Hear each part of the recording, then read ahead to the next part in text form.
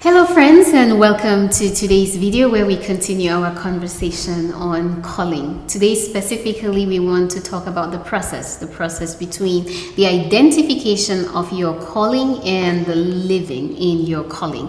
If you remember, we talked about three general kinds of calling, and then one specific calling. Of course, you start walking in the reality of the first three as soon as you receive that call, but specifically the call to a particular kind of work, which is what we have been focusing on, based on Jeremiah 1:5, where the Lord was talking to Jeremiah and said, "Before I formed you in the womb, I knew you and I set you apart to be a prophet." And so, is there such a thing as the Lord calling us today to specific things? We answered yes. And today we want to talk about what then is the process of growing into the full manifestation of the calling that you have received. Before we do that, however, it is important that we talk about human ambition. There is such a thing as human ambition, which is not always a divine call. While there may be nothing wrong with desiring certain things as an individual and being ambitious, it's important for us to understand that even our most sanctified ambition as human beings always falls short of God's calling for our life. Therefore, we must beware of walking in ambition and not in calling. Calling is so crucial to the life of the Christian leader that we must intentionally, just like we intentionally pursue union with Christ, we must intentionally pursue our calling. We must guard against a kind of blind and immature zeal, the kind of zeal of an enthusiast or the zealot. A zealot is somebody who is so lost in his pursuit of a particular cause that they are unable to find themselves again.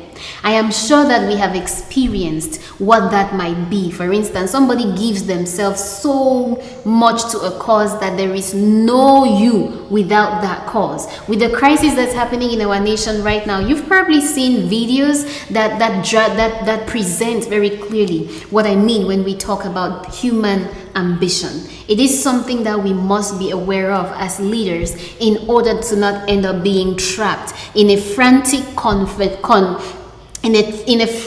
compensation or pursuit of what we think we are lacking.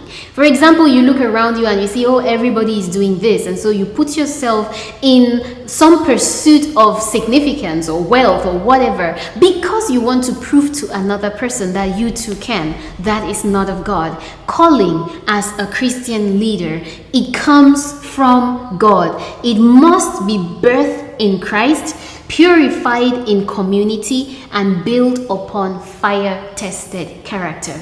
It is the purification and fire testing that is in effect happening in the process. In order to help us understand this process of calling very, very clearly, we're going to look at three biblical examples. We will look at the life of Joseph, we will look at the life of Moses, and we will look at the life of David. We are not going to be looking at these specifically, however. We will be drawing principles and lessons from their lives as far as the processes through which they each went in order to fully walk into their calling. If you remember Joseph, he was probably 14, 15 years old when he knew he had those dreams which suggested, you are a ruler. This is what you are going to do. We also know about Moses. Moses was 40 years old, maybe younger actually, when he knew, I need to bring deliverance to the children of Israel. We know about David, who was 17 years old when he was anointed by Samuel to be the next king of Israel. But we also, if you are the Bible student that I know you are, then you know how much time went by before each of these people fully ascended into their calling. And there are some lessons that you and I can learn in this whole process. The first thing that we must say, therefore, is there is not only a what to your calling, there is a when. Okay, so when Moses woke up, remember when he woke up in Exodus chapter 2 and he saw an Egyptian and an Israelite fighting, what did he do? He went, he killed the Egyptian, and he buried him in the sand. That in his mind was a manifest. Of course, he was the deliverer. That's what deliverers do, right? They save the vulnerable from the hands of the oppressor. That's what Moses did. And then the following day, the Bible records that he saw two Israelites fighting. These are now his kinsmen, and he's trying to make peace amongst them. And of course, we remember what they said. Who made you ruler and judge over us? Are you going to kill me like you did the Egyptian? Moses realized that his act wasn't so secret after all. What do we learn from there? We learn that while God might clarify your call to keep you focused and to keep the passion burning and to keep you growing and seeking to walk towards it, if we attempt to manifest the call too soon, we might get it wrong. That's what happened with Moses. God literally had to remove Moses from Egypt and drop him in the wilderness. Imagine that for a minute. He grew up inside the palace. He had attendants, he had cooks, he had people who served him. But Moses had to leave and go into the wilderness, and he spent 40 long years in the wilderness in order to be ready to come back and to do it God's way. And so that tells us that while calling contains a what, it also contains a when. And between when we find out the what and when we walk in the reality of that calling is the process of God transforming us, is the process of God purifying us, is the process of God pruning us. Character is what sustains us in the places of leadership. That's what was happening when Joseph was going through all that he went through. If you follow his story, from being thrown into a pit to being sold into slavery to being accused in Potiphar's house to being imprisoned, and for waiting years and years until the day of his enthronement finally came. Same thing with David, whose life was being sought after by Saul. For nothing, literally, just for the very fact that he was appointed and called of God. And therefore, dear leader, as you listen to us today, our encouragement with you would be, if you find the what of your calling, that's not enough. You know, the mistake that many young leaders make today is they want to go from what to fulfillment. Like, you have a vision today and tomorrow you want to walk in it. It doesn't happen like that. God takes the time to prepare us, to give us the kind of character that will sustain us when he brings us to that platform for which he is preparing us to serve and to join him and participate in his kingdom here on earth. We could go on and on talking more and more about this, but there is no better and no easier way to do so than to discuss a life example, to talk about the calling of one of us whom you know very well. Ralph is going to be joining me, and we shall talk about his call to full-time ministry, which, by the way, as we get ready to talk about that, there is this misconception that if you are not in ministry, you are not called by God. But we want to say that calling is calling. Some people are called to be bankers, some are called to be pastors, some are called to be teachers, some are called to be doctors, some are called to be, you name it. And so if you're a child of God and he has led you to a particular profession, you are called to that profession. Let's now join Ralph, or listen to Ralph share with us more about his calling. Hi Ralph, welcome to this conversation on calling. Thank you, thank you. I know that you are somebody who has both received a call to ministry and has functioned in that call for a while now. Tell us a little bit, at what point in your life did it become clear to you that God was calling you to a particular kind of work? Well, when I was young, early, maybe I think that was 2000, my mother had already started speaking with me that she wanted me to go to the seminary. Mm-hmm. But to me, seminary was not my thing. And at that time, I had not surrendered my life to Jesus. So I went to the university. While studying, that's when I came to know the Lord. And I felt in my heart that I had to get involved. But for me, full-time ministry as the calling that getting into pastoral ministry or what, it was not my thing. So in my mind was that let me complete my studies and become a medical doctor. while serving as a medical doctor, I'll be able to reach out to many people. So that's the time that I realized that God is laying this burden in my heart to get involved in ministry. But for me, at that time, it was more doing medicine, serving the people, and then bringing the gospel to them. But later on in the year, I was convicted. In fact, there were many things that happened around. One of the things was that I lost my mom. The second thing was that I was asking myself, what is the best thing that I can invest my time or my life to? Is it becoming a medical doctor or just focusing on doing ministry? Ministry now, like the full time that many people talk about that. Yeah. So I was convinced that God wanted me to just go out there and share the gospel with people. And that is how I got involved with ministry. Okay.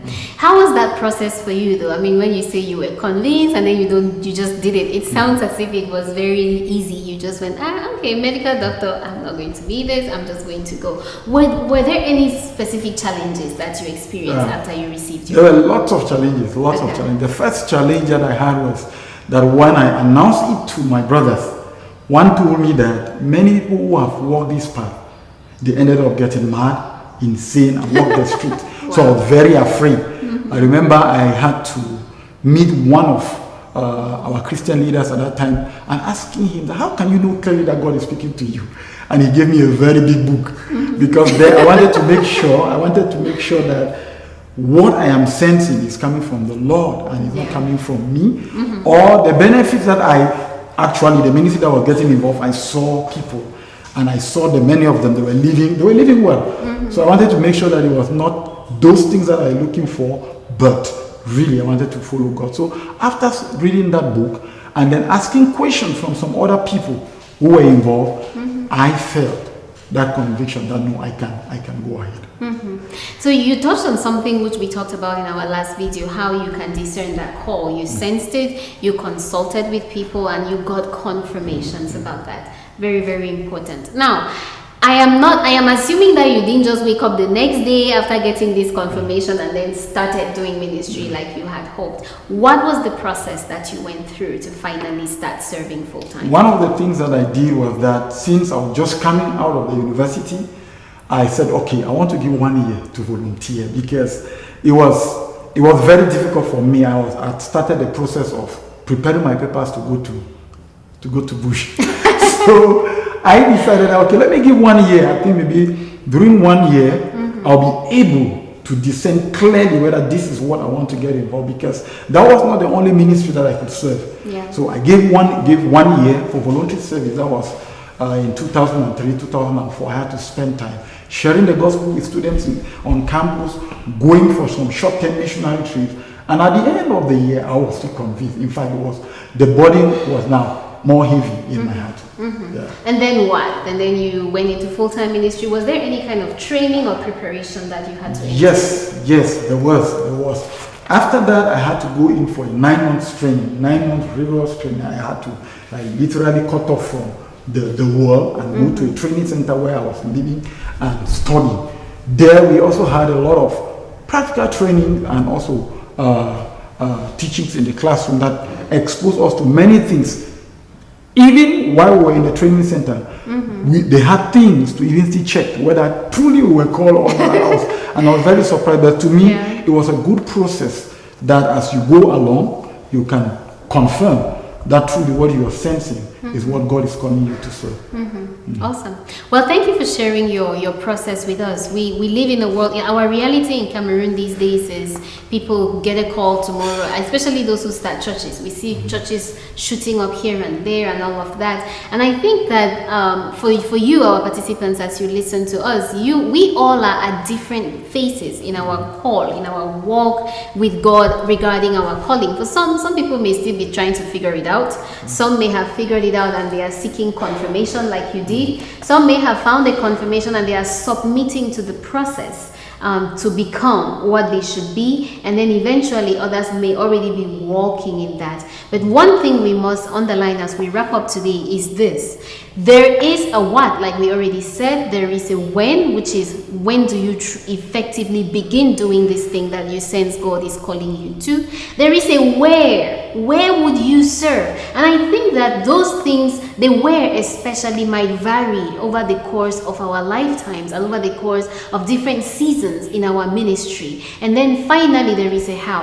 How exactly does God want us to go about this? Ralph shared about how he first of all thought, okay, I'll just go ahead, be a medical doctor, and then I can still be serving God like this. How is God calling you to serve him? What exactly do you need to do as you respond to the call of God? As we wrap up, we want to encourage you to say this: submitting to the process is as important as identifying the calling, because it is in the process that we learn to submit to the authority that the Lord has put over our lives. And as we continually submit to that authority, our community then commissions us to that calling. Was there such a thing for you, Ralph, as a commissioning into your calling? Yes, Okay. yes. Well, at maybe 2 or 3 levels. The first one was we spoke with our pastor. Okay. At that time, we spoke. There was a very strong resistance at that level. But there were other pastors around who identified that and approved that. I remember very well one denomination, I will not mention the name here, even called us and prayed for us and gave us support. Yeah. Another denomination in the same town also gave us support and prayed for us. Yeah. And after our training, we also had a time of that presentation and commissioning and talking about where we'll be serving and what we are going to be doing. Yeah. So for me, those 3 levels, it really marked me because it gave me the courage and also the boldness, and I can even say the authority to say, okay, this is what God is calling me. Yeah. People have recognized it, and I can go with that confidence.